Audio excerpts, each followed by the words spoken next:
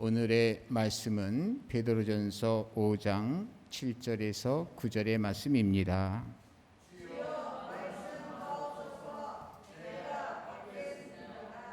너희 염려를 다 주께 맡기라. 이는 그가 너희를 돌보심이라.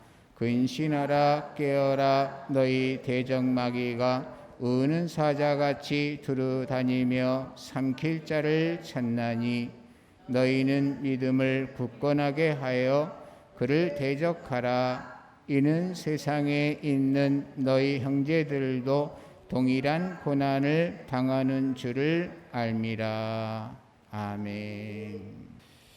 요즘 우리를 걱정시키는 요소들의 가장 큰 것은 당연히 이렇게 마스크를 쓰고 예배를 드려야만 하는 형편, 또한 이 예배조차도 모임을 금지당하는 그러한 상황 속에서 참으로 고발을 당하느니 또 벌금을 당하느니 무엇보다도 감염이 염려가 되는 그런 여러 가지 참 위기가 바로 우리를 걱정시키는 요소라고 생각합니다. 그런데 오늘 주시는 말씀, 여러분 오늘 주시는 말씀이 참 공교롭지 않습니까? 하나님의 말씀을 보면 하나님 뭐라 그러느냐 하면 첫째로는 너희 염려를 다 주께 맡기라, 이렇게 말씀하시는 것을 보게 됩니다. 우리가 인간적으로 참으로 조심하고 조심해도요, 어떤 모든 사고를 피해갈 수 없어요. 또한 그 어떤 것도 인간들 마음대로 되지를 않는 것을 오랫동안 살면서 우리가 경험하고 알게 되는 바지 않습니까? 사실은 하나님이 지켜주셔야 되는데 우리가 하나님이 지켜주셔야 된다는 말을 평소에는 늘 하고 있습니다. 그런데 이런 상황이 닥치고 보니까 참으로 하나님이 지켜주지 않으면 어떻게 하나 해서 인간의 그 조심하는 것을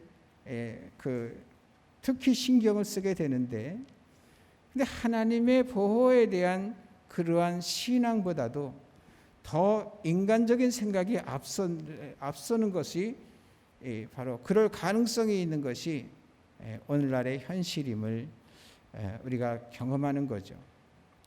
위기에 닥쳐봐야 우리가 진짜 어떠한 신앙을 소유하는가를 확인할 수가 있거든요. 그런데 바로 지금이 바로 그런 때라고 여겨집니다. 오늘 아침에 여기 담당하는 그 의배 담당자가 왔고 대면 예배를 하지 않는 것을 강조를 해요. 예배를 나는 예배를, 또 우리 신학은 예배를 안 드리는 건 안 된다 얘기를 분명하게 했더니 보고가 또 들어가서 또 읍장까지 와가지고서 이제 그 얘기를 하더라고요. 그분한테도 똑같은 얘기를 했어요. 예배를 안 드리는 것은 안 된다 그렇게 했는데, 여러분 하나님께서 지켜주실 줄 믿으시기를 주님의 이름으로 축복합니다. 오늘 말씀에 7절에 보면 너희 염려를 다 주께 맡기라. 왜 그러느냐? 읽어보세요. 이는 그가 너희를 어떻게 하심이라? 돌보심이라. 하나님 말씀 믿습니까? 우리는 인간적으로 얘기하는 게 아니에요. 우리는 방역을 철저하게 하고 거리두기를 하고 소독을 하고 이러기 때문에 그렇게 장담하는 게 아니에요. 우리는 신앙적인 접근을 통해서 하나님의 말씀의 기준에서 하나님이 돌봐주시겠다 그래. 염려하지 마라. 돌봐주시겠다. 그런데 왜 교회들에서 이런 일들이 많이 일어납니까? 깊이 들어가 보면 다 이유가 있어요. 우리는 모르지만 이유가 있습니다. 그러나 분명한 것은 다른 것이 중요한 것이 아니라 우리 현대 교회에서 중요하게 여기는 것은 하나님을 믿으라 이 말이에요. 하나님의 약속의 말씀을 믿으라는 거예요. 여러분, 수많은 사람들이 같은 그러한 복균자들에게 노출됐어도 다 걸리는 게 아니잖아요. 하나님이 지켜주시면 되는 거예요. 여러분, 출애굽기에 10대 재앙이 일어나는 것이 우리가 기억하죠. 그런데 고센 땅에 거하는 이스라엘 백성들에게는 아무런 해가 되지 않았어요. 같은 공간인데도 불구하고 왜 그랬을까? 하나님이 그렇게 지켜주셨기 때문에 그래요. 그래서 여러분, 정말 주님께서 오늘 하신 말씀대로 너희 염려를 다 주께 맡기라 하는 오늘의 본문 말씀, 베드로 사도를 통해서 하나님께서 하시는 말씀을 믿음으로 받으시고 견고하게 마음판에 새기고 삶에서 지켜나가게 되기를 주님의 이름으로 축복합니다. 두 번째로는 근신하라 깨어라 그랬어요. 8절의 말씀이에요. 읽어보세요. 근신하라 깨어라 너희 대적마귀가 우는 사자같이 두루 다니며 삼킬 자를 찾나니. 근신하라 깨어라. 여러분, 염려를 다 주께 맡기는 것으로만 끝나는 것이 아니라 근신하고 깨어 있으라는 거예요. 여러분, 이 고센 땅에 있는 이스라엘 백성들이 그렇게 안전하게 할 수 있었던 것은 모세를 통해서 주어지는 하나님의 말씀대로 했기 때문에 그래요. 마지막에 10번째 재앙이 장자를 죽이는 그러한 재앙이었잖아요. 그때 그 재앙에서 피하는 방법을 하나님께서 말해 주는데 이스라엘 백성들 중에도 그 방법대로 아니하였으면 장자가 죽었어요. 그렇기 때문에 참으로 우리가 하나님의 말씀을 어떻게 잘 지킬까라고 하는 것을 생각하면서 각성하고 우리가 하나님의 뜻대로 살려고 하는 이러한 모습이 바로 근신하는 거며 또한 깨어있는 것이죠. 여러분, 지금처럼 예배드리러 간다 그러면 무슨 죄 짓는 것처럼 이렇게 여기는 때가 어디 있습니까? 이럴 때 뭐냐니까 진짜와 가짜가 구분이 될 수가 있다는 것을 기억하시면서요. 이럴 때 사람한테 보여준다기보다는 하나님께 우리 자신을 보여드려야 되는 거예요. 여러분, 또한 세 번째는 믿음을 굳건하게 하여 그를 대적하라 그랬습니다. 이 대적마귀를 대적하라 그랬어요. 이 나라의 대통령이 대적마귀는 아닙니다. 대적마귀는 혈과 육에 속한 것이 아니라 세상을 통해서 하나님을 대적하는 사단이 있죠. 그래서 우리가 사단을 대적해야 되는 거예요.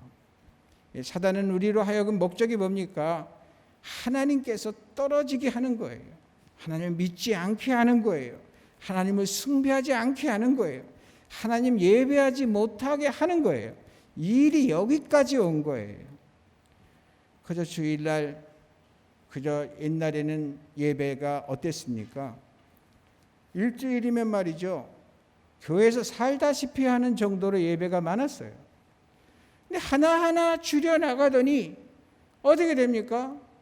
이제는 금요 모임 없어지고 심야 기도에 철야 없어지더니 심야 기도에 없어지더니 그냥 또 소모임들 없어지게 되고 그러고 나서 수요 예배도 이제 그냥 자기 본인의 그 상황에 따라서 또 넘어가고 이제 뭐냐면 주일 낮예배 하나 딸랑 남았는데 이제 낮예배 하나 딸랑 남으니까 이제 뭘 욕을 하죠? 이것조차도 모이지 못하도록 이제 끝까지 온 거예요. 끝까지. 그러면서 이제 뭐냐면 구실을 내죠. 온라인 예배라고 하는 구실을 내면서 온라인 예배. 그럼 여러분 온라인 예배 드리게 된다 그러면 어떻게 되겠습니까? 그것이 해서 모든 대한민국 교회가 그렇게 한다면 그 다음 순서는 뭔지 여러분 뻔히 알지 않습니까? 그래서 저는 주일 낮 예배, 수요 예배까지는 파수해야 된다. 이거는 신앙의 문제다. 이렇게 여기기 때문에 여러분에게 하나님께서 감동 주신 대로 선포하는 거예요. 양보하면 양보할수록 더 달라고 하는 것이 이것이 사단의 생리다. 성경을 덮으면 요 기간만 지나면 괜찮을 것처럼 돼요. 성경을 열면 아니에요. 그리고 하나님께서 요구하는 것이 바로 기독교인들의 회개입니다. 너무나 곁길로 갔어요. 교회가. 하나님 온전히 섬기는 그 상황에서 하나님 중심, 말씀 중심에서 너무 곁나갔어요. 이것은 성도들의 문제만이 아니고 교회 모든 지도자들이, 교계 지도자들이 다 그와 같은 거기에 걸리고 있다 이 말이에요. 하나님께서 뭐라니? 회개하라 그러는 거예요. 성경에 보게 되면 여러분 참으로 이스라엘 민족이 그 잘못을 할 때마다 그때마다 하나님께서는 이웃에 이러한 있던 나라들을 일으켜 가지고 그 이스라엘을 징계하신 것을 보게 돼요. 이스라엘 백성들은 그때마다 한참 혼나고 나서야 하나님 잘못했습니다. 그러면 사사기의 경우를 보게 되면 사사를 보내줘서 회복하게 하시고, 근데 또 한 20년 40년 있다가 또 똑같은 죄를 범해서 또 똑같은 일이 반복되는 게 사사기의 역사죠. 열왕기의 역사도 그거 마찬가지예요. 북이스라엘이 오랫동안 하나님 앞에 범죄하고 주님 뜻대로 안 하니까 아수르라고 하는 나라를 들어서 완전히 일찌감치 망하게 만들어버려요. 남유다는 그보다 좀 오래 갔지만은 바벨론이라고 하는 나라를 통해서 완전히 다 그냥 초토화되도록 만들어버렸어요. 그러나 하나님께서 참으로 그들에게 약속을 하시죠. 미리 70년 만에 돌아오게 하겠다. 70년 만에 진짜 돌아오게 하셨어요. 그랬는데 돌아와서 스룹바벨 성전을 짓고 나서 말라기에 보게 되면 얼마나 이스라엘 백성들이 하나님에서 떠나버렸는지 몰라요. 그 이후로 400년 동안 하나님께서 아예 그들에게 선지자를 내려보내지 않아요. 그리고 나서 세례 요한을 마지막으로 해서 예수님께서 이 땅에 오시죠. 어떻게 했습니까? 예수님을 십자가에 못 박아버려요. 예수님께서 성전을 허물라 내가 사흘 만에 지으라 하는 그 말은 이 예루살렘 성전이 곧 예수님의 죽음과 부활을 의미하기도 하지만, 그런데 또 다른 것은 뭐냐니까 예루살렘 성전이 철저하게 완전히 초토화될 것이다 라고 하는 예언을 하신 거예요. 그 이후로 어떻게 됐습니까? AD 70년에 로마의 디도 장군에 의해서 진짜 예수님 말씀대로 철저하게 초토화되고 이스라엘 백성들은 바로 전 세계로 유리하고 1870년 동안이나 세계 유리하면서 나라 없는 서름에서 살았어요. 그럼에도 불구하고 무화과 나무의 그러한 예언을 통해서 다시금 완전히 뿌리까지 마른 무화과, 회생의 소망이 없는 1800년 동안이나 지나버렸다면 이미 끝이 난 거 아닙니까? 그런데 기적적으로 2차 세계대전 말미에 다시금 지금의 현재 존재하는 이스라엘 나라가 형성이 되고, 그렇게 해서 지금에까지 온 것을 우리는 역사적으로 보는 거예요. 하나님은 공의의 하나님이시고, 하나님은 가장 관심이 이방에 있지 않아요. 우리 믿는 사람들에게 있어서 정말 신앙을 하나님 어떻게 섬길 것인가를 요구하는데 소위 기독교인이라고 하는 그러한 명부에 올라가 있으면서도 하나님의 뜻과는 거리가 먼 그러한 삶을 사는 것에 대한 하나님께서 지금 징계하시는 것이다라는 차원에서 우리는 하나님께서 회개를 요구하시는 것이다 하는 거예요. 그래서 여러분 정말 믿음을 굳건하게 하시기를 주님의 이름으로 축복합니다. 끝까지 믿음을 흔들리지 말고 지켜내는 거예요.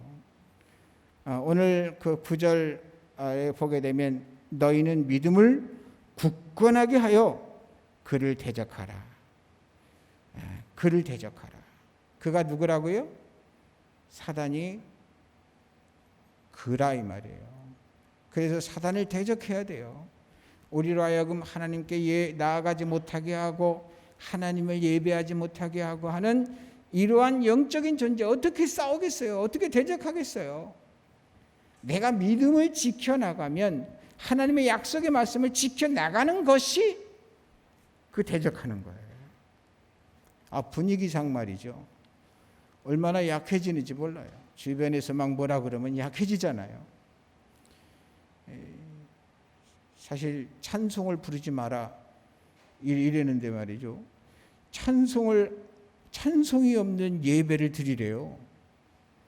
이 예배가 됩니까? 이사야 43장 21절에 뭐라 그랬어요?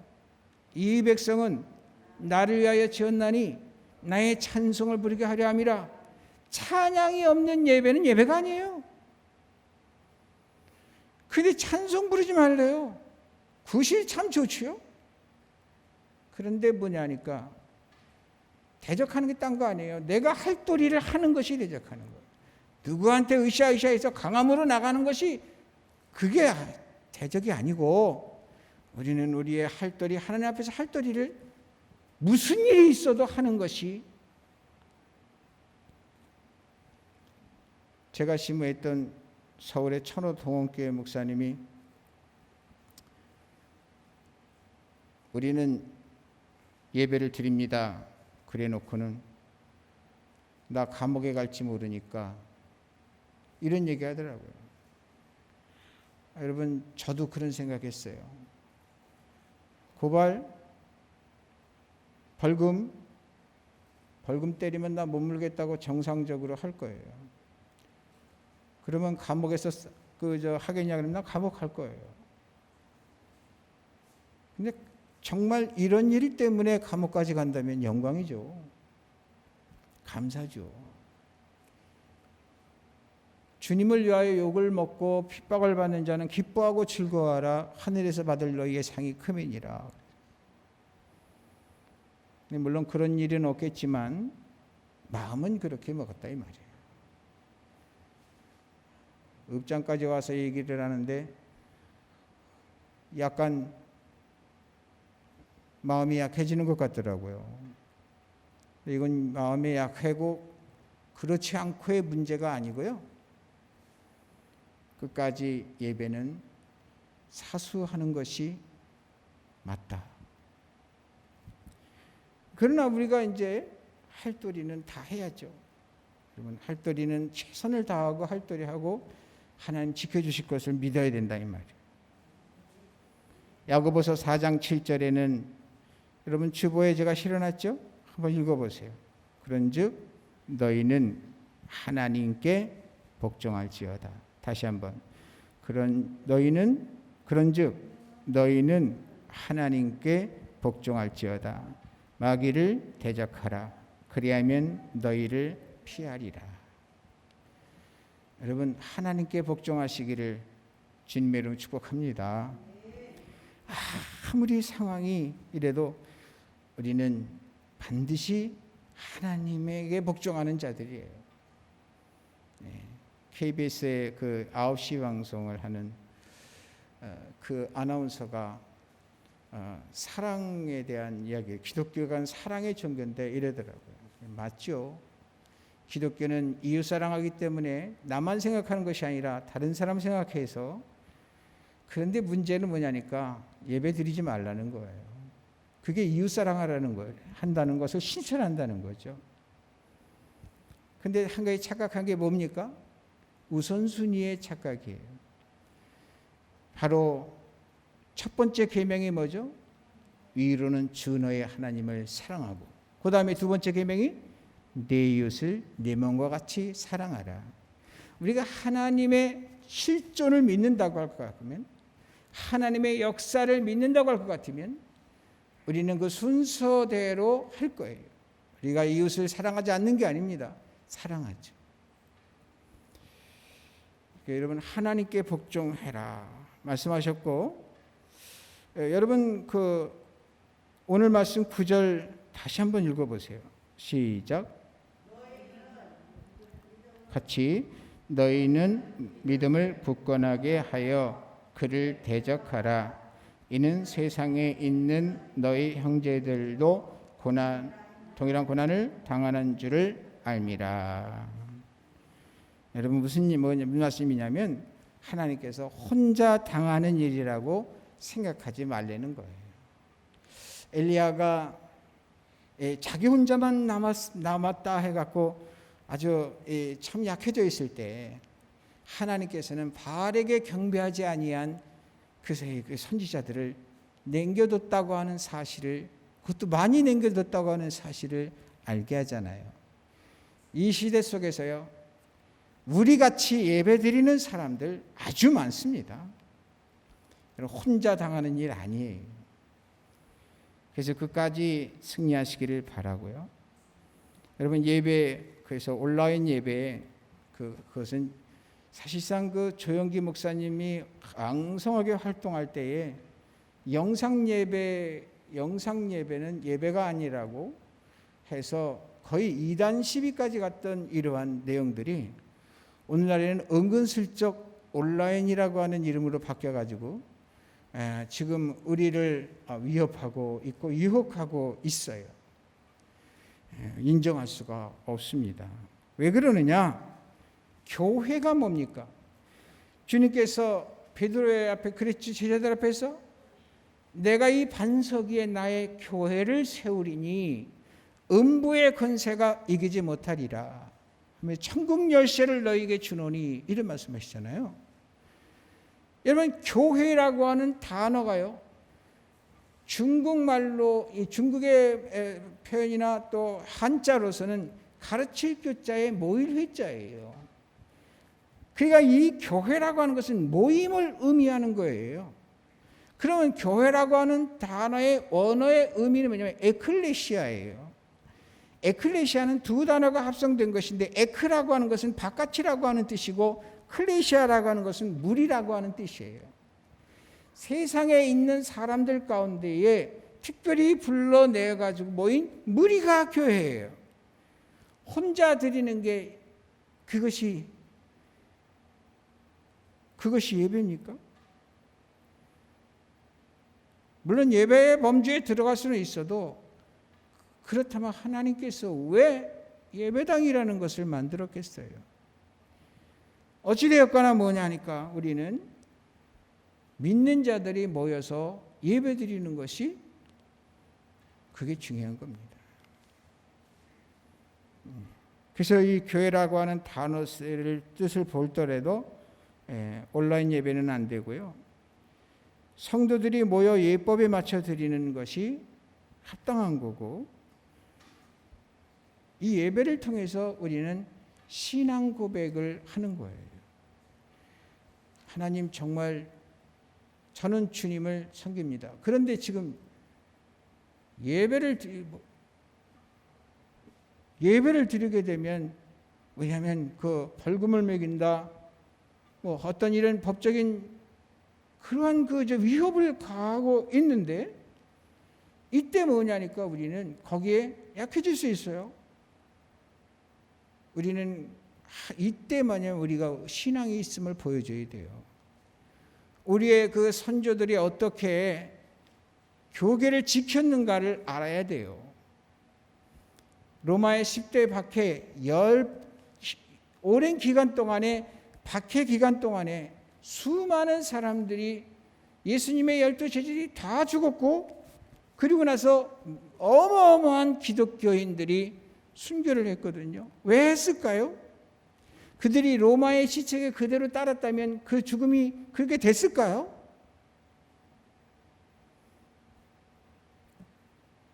그래서 우리는요, 참으로 우리의 신앙 고백이 바로 예배예요. 초대교회 때 세례받으면 말이죠, 그건 죽음이었습니다. 우리나라에는 물이 많고 산이 많고 숨어서 다 할 수 있죠. 이스라엘은 그런 형편이 못 돼요. 나무도 별로 없고 물 있는 곳은 한정돼 있어요. 그러니까 사람들이 딱 요즘 말로 얘기하면 파파라치들이 딱 지켜보고 있다가 현장에 가서 너 세례받았지? 이렇게 하면요, 예수님 믿는 사람들은 거짓말하면 안 되고, 거짓말하는 사람들은 예수님 믿는 사람이 아닌 거예요. 그러니까 세례를 받을 정도면, 근데 잡혀가면 그때는 죽음이었단 말이에요. 그래서 생겨낸 말이 뭐냐니까, 믿고 세례를 받은 자는 구원을 받았나니 그리도. 믿음과 세례가 이퀄이었어요. 오늘날 이런 우리는 세례 때문에 문제가 되진 않아요. 근데 이제는 예배가 문제가 되고 있어요. 똑같은 상황이 오게 되는 거죠. 그러나 초대교회하고는 좀 비교할 수 없죠. 초대교회가 훨씬 더 엄중했죠. 지금은 붙잡아다 죽이지는 않으니까. 그런데 오늘날 우리의 신앙이 참 거의 사실 우리의 입술로만 고백하는 것이 아니라 우리의 삶을 통해서 고백해야 되는 것이니까. 딴 거 몰라도 하나님 예배 드리는 것은 여러분 사수해야 나중에 이 기간이 지나고 난 다음에 대접받아요. 일제시대 때 신사참배 그것을 오늘날같이 이렇게 합리화했어요. 결국 그 시대는 지나갔고 수복이 되고 그랬을 때 뭐냐니까 지금도 그들은 오명 속에 아마 역사가 존재하는 한 그들의 이름은 변절자로서 남아있을 거예요. 아무도 그들을 신실한 기독인으로 보지 않습니다. 물론 지탄을 계속하고 있지는 않지만 그래요. 지금 이때에도 우리는 마음으로도 혹여 어떠한 일로 예배를 참석하지 못하는 경우가 있더라도 그러나 우리의 고백만큼은 예배는 드려야 된다.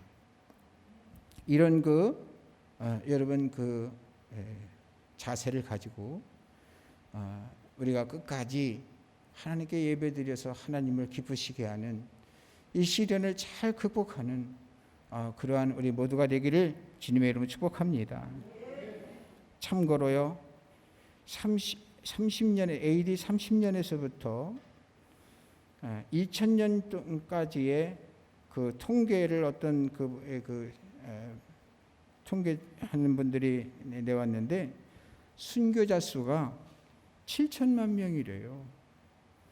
그러니까 우리는 지금 어떤 상황 속에서 오늘날 신앙생활하고 있냐면 7천만 명의 순교자의 피 위에 우리가 이 자리를 지킬 수가 있었던 거거든요.